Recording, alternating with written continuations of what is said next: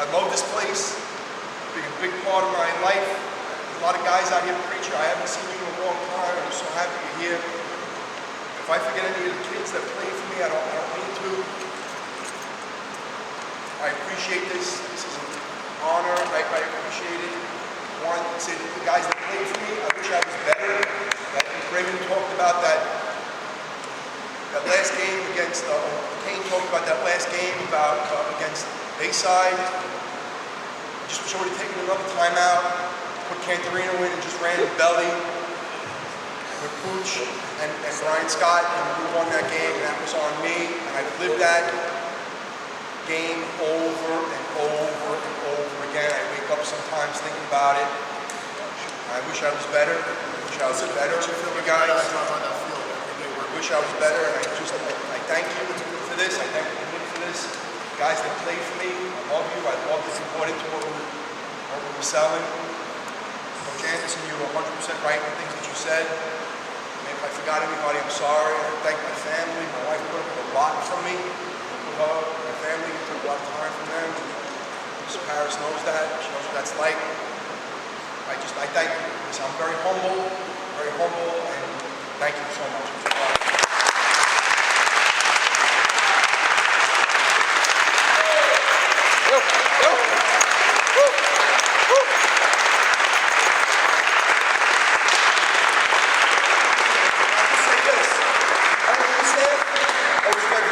Played for me, Coach Alardo played for me, and Coach Sears played for me. So for me, that's what it's about. That there are 3 football coaches here who are on my teams that I was part of. And that's that through line, right? That keeps us together, keeps us as Utrecht players. And I always end my speeches at my school, go Vipers with Vipers, and I'll say it here, go Utes.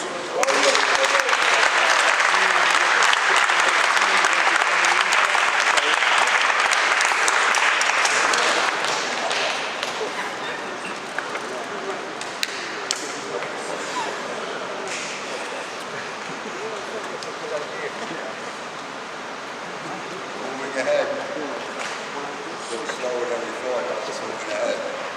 At this time, I'd like to present to the speakers. I would like to have Robert Feza. Robert.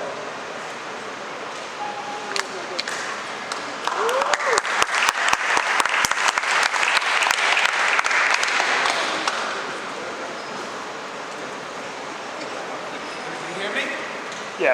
All right. I'm told to rush this, but don't rush it. too bad, because I got some things I got to say, and it's all emotional. One, I want to thank Tommy for all the work he does, because there's a lot of programs he don't have on my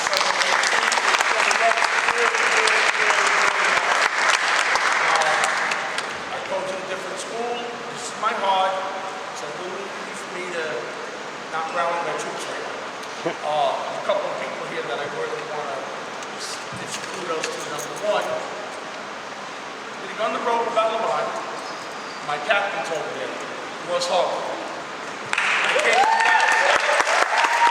came from down south, and luckily, Lafayette didn't want me, so you took me.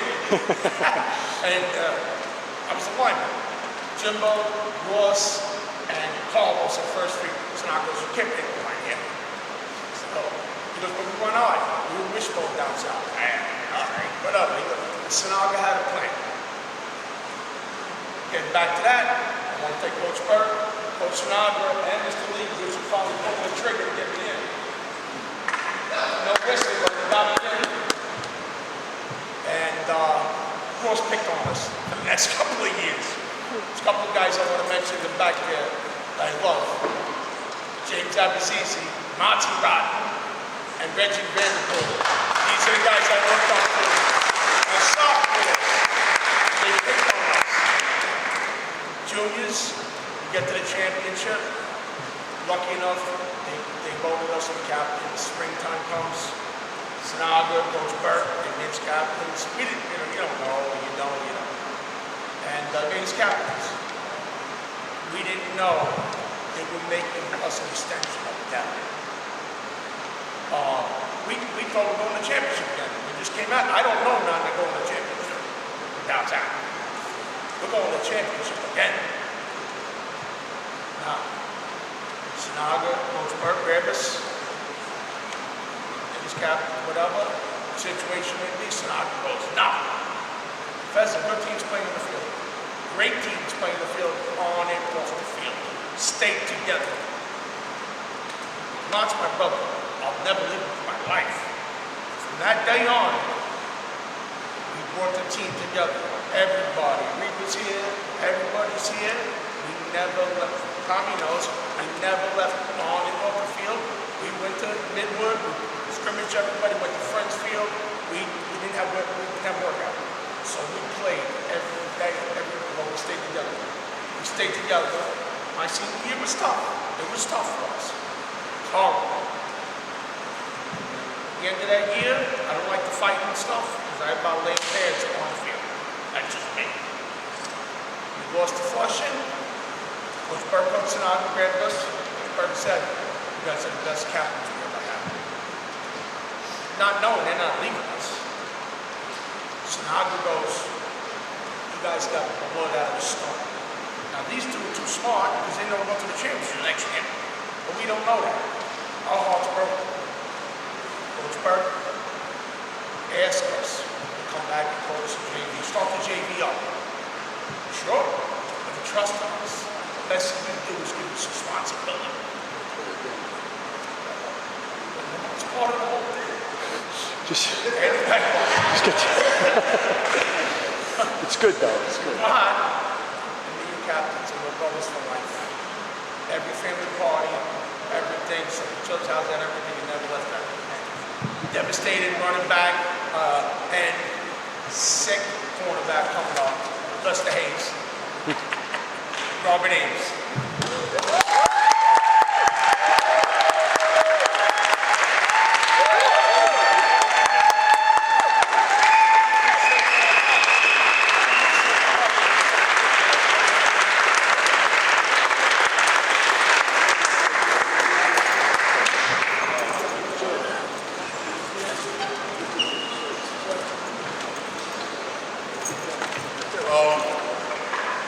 I'm gonna make this quick. Like I said, I'm an emotional person, even though you read the whole to-do list. But I like to thank the community. I mean, for the school to be over 100 years old, and for us to be blessed and fortunate to talk about gentlemen that played 60s, 50s, and for us to still get together and have fellowship means more than I could ever say. So I'm humbled beyond anything because similar to what Coach Until said, I wasn't the fastest dude, that was Speedy. I wasn't the hardest hitter, that was the dude with the crushed face mask. I wasn't the biggest guy like my cousin Ross or Big Ray. I just worked. And I wanted us to win. And it's something that meant a lot. Like I said, a future Hall of Famer, no matter how it ends up, shared with me one day, he said, why not you? Not why not, why you, but why not you? You work hard, you make things happen. You want to see it happen, it's going to happen.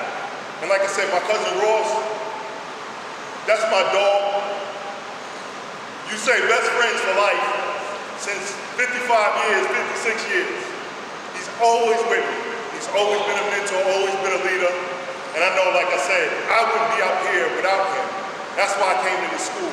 Because my mom didn't want me to go to Erasmus. It just is what it is. And we were here and we were fortunate to come. And then the coaches, Coach Burke, like I spoke to you earlier, what you meant to me is beyond anything I can say. Coach Nagra, from spitting chew on the floor while we're working out, not caring, as we had to walk over it, it didn't make a difference.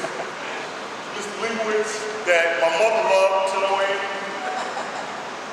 who took me in at times and you could say, like, I don't know what I'm supposed to say, but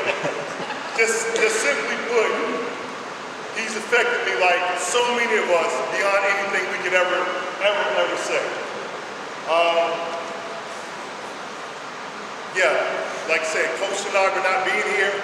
For anybody that remembers 2018 playing this alumni game, I tore up my knee again, and Coach Sinagra pushes everybody and says, "Son, get out of the way." He scoops me up, he puts me in my car, and he makes sure I get back to Atlanta and where I am.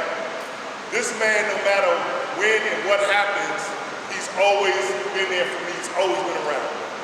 And I love Coach Sinagra beyond anything I could ever, like I said. We had a game, there was a fight, and he was like, "We're the biggest gang in the school." I'm like, all right, no worries. When I tell you Coach Sinagra made me, it's anything, like I said, that I could ever imagine. And then to some of the players that I played with, if I don't mention you, I apologize. But like I said, I mean, similar to so many of us, my sophomore year, I didn't play because I failed. I failed out because I was too busy running the streets.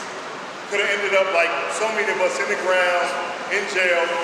But Coach Burke and Coach Sinagra allowed me to be the water boy / equipment manager. My cousin's busting his butt on the field. I mean, I was able to stay. I went to camp and everything else, and went through camp the same way everybody did, even though I didn't play.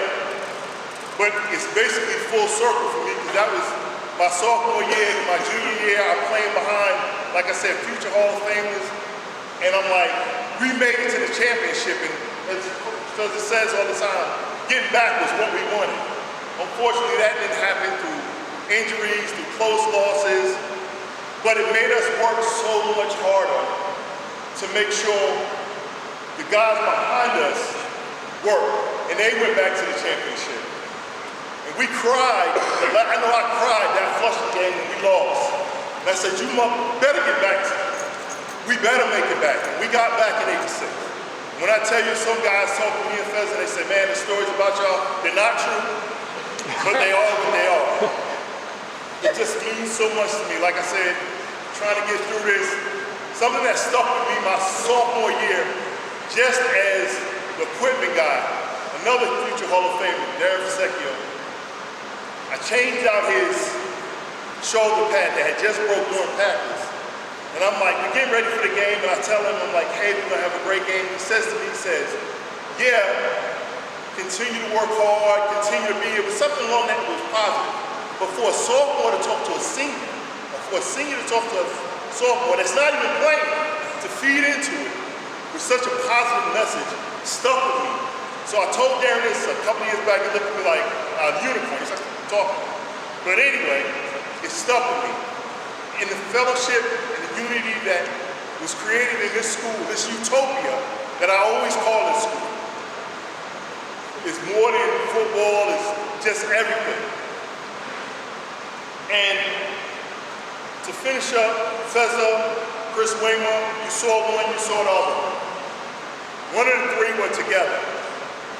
Other gentlemen that I played with, and I'm still friends and road dogs with to the day, Ramon, Cecil, who's not here, literally every other day we're talking. And that's because I had the opportunity to come to these four walls and get on that field with these men and play and then support other people that had the audacity to show up, not telling me that they were going to be here. Joanne Perfecado came from Michigan just for me. These ladies played Roosters, gymnastics. We spent so much time in this building, it was ridiculous.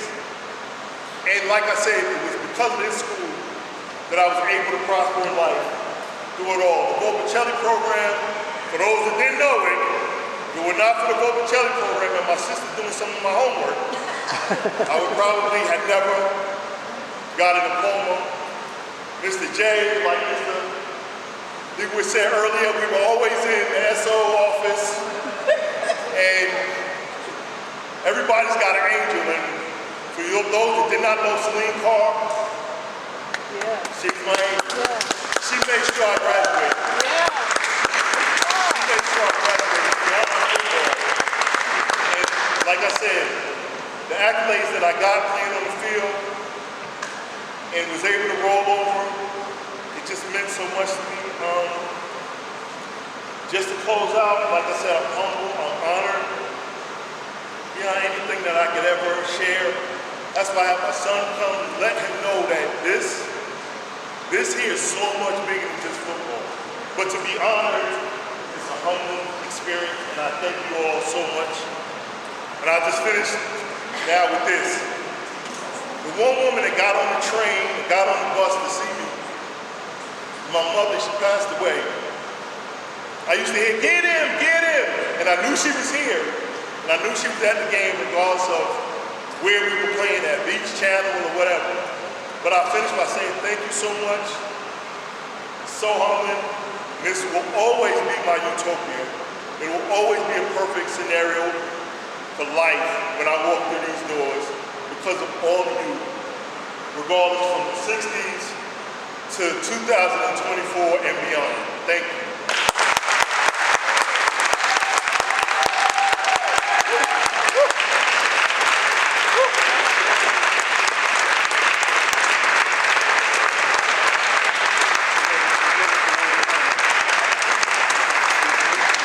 One more left.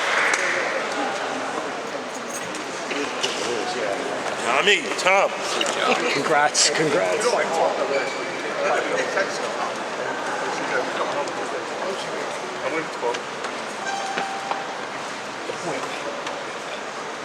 Mark, you have changed so much. Scary. You know why, Lamont, it's scary? Because you just mentioned you weren't as fast as the rest of these guys. But when I used to walk the halls, and you weren't in class, you were pretty quick running out of safety. Well, you know what you got? Or hiding under the desk in the SO